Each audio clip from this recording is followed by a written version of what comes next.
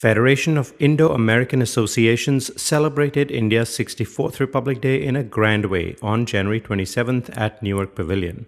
Consul General of India, Congressman Mike Honda, Assembly Member Alan Corbett, Mayor of Fremont Bill Harrison, R.O. Khanna, Ash Kalra, Raj Salvan, Vice Mayor Anu Natarajan and other dignitaries graced the occasion. India's Communication and IT Minister, Honorable Kapil Sibal, was the chief guest who gave a moving speech. Here are a few glimpses of that event. So I'm delighted to be here. I thank you very much for giving me this opportunity to celebrate with you. I was at the Republic Day Parade yesterday, and it's an absolute delight that Indian Americans and the Indo-American community celebrates Republic Day with such pomp and splendor. And I'm deeply moved by that. So thank you very much for inviting me to be the chief guest. Dr. Japra talked about the fact that this day on the 26th of January, way back in 1950, we the people of India gave to ourselves the Constitution of India. And Dr. Japra talked about freedom and the significance and importance of being part of the free world. It is a moment for us to cherish that 63 years ago we gave to ourselves this Constitution. But over the years, the meaning of freedom has changed. What we got in 1950 was a Constitution that gave us all the rights enshrined in the Constitution. And most of all, the political right to change governments every 5 years, whether at the central, at the federal level or at the state level. But over the years, freedom means different things to different people. When I live in India and am a public servant, being a minister in the government, and I watch my constituents who have no voice, whose voice is never heard, who live in utter poverty, who sometimes don't have drinking water, sometimes don't have sanitation, their children cannot go to school, and they don't get proper health care. And I ask myself the question, what does freedom mean for them? And it's a very difficult question to answer. They might have the right, the electoral right to change governments, but I think human beings are entitled to more rights than just changing governments. Every human being has the right to live with dignity, so that the attributes of a human being can flower in the course of his or her life as they move along. So freedom means different things to different people depending on where you live. Freedom in Africa to the African means something different from freedom to a South Asian or to a Chinese or to a Russian. What we need to understand is that we are all brothers and sisters, and that in a sense, we owe it to each other, that we can do that we should be able to do what we can to help the other.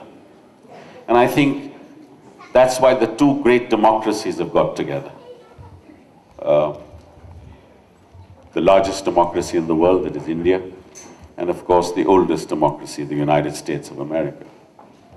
In fact, if you were to stand on the east coast of America and look towards the east, and you want to actually fly and make a one-stop destination, where would you like to stop? Where would anybody in the democratic world, being on the east coast of America, looking eastwards, want to stop? And I can't think of any other country except India.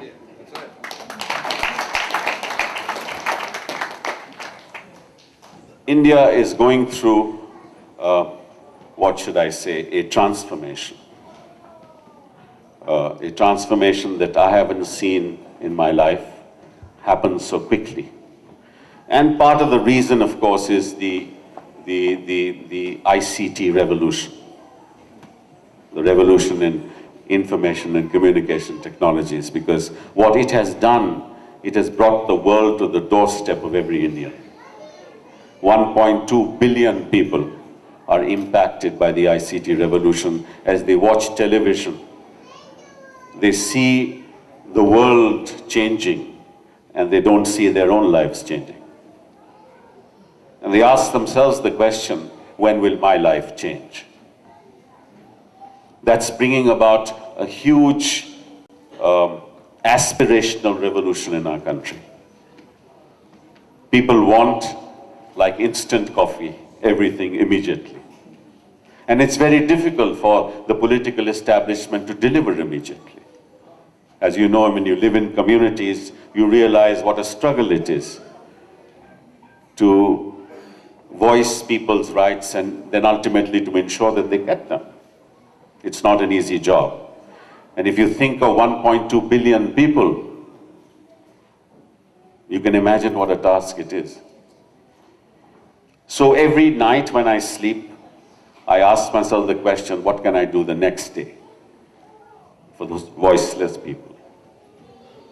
And that can only be done in a free country where people can air their views, people can change the government, people can freely express themselves, meet these challenges of a complex, multiracial, multi-religious, multilinguistic society which believes and practices democracy. Why I say this? Because I am in an audience and with an audience who have done us in India very proud. The Indian American has always made sure that the Indian flag flies high. Senate Majority Leader Ellen Corbett, it's so wonderful to have you here at India's Republic Day event, the 64th Republic Day. Yes. Talk about what this means to you, this gathering here and this relationship with the Indian community. Well, first of all, I'd just like to say I'm honored to be an honored guest this evening. The Indo-American community is such a vibrant part of the community here in the Alameda County, Santa Clara County area. And tonight we have the opportunity to not only celebrate the historic event of the Republic of India, where self-determination has been achieved and people have the opportunity to set the course for their future, but for the entire community, it's like an opportunity to celebrate the rich history and the culture, to connect with their friends, see the talent of very many young students as they dance, and just the opportunity to sort of celebrate the importance of democracy.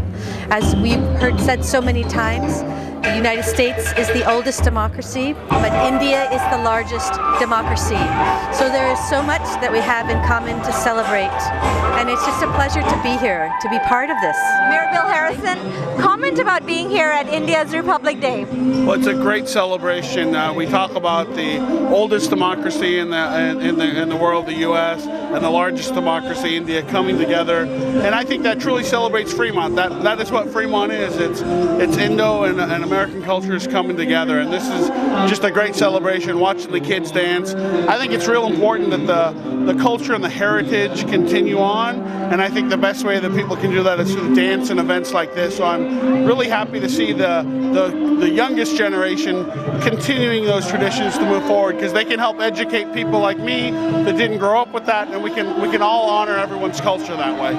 Learning experience for me too, to understand the different states that exist in India and the different languages, the different religions and different groups. And it strikes me that the great variety in the democracy that's the largest democracy in the world has the same challenges that we have in this country, and that is one of achieving perfection in our government and in our democracy. So I see it as a brotherhood, a sibling kind of a situation where we should be linking our arms together to move forward and try to achieve this perfection as a global community. Reporting from Fremont, this is Samir Khera for Sitaarre TV.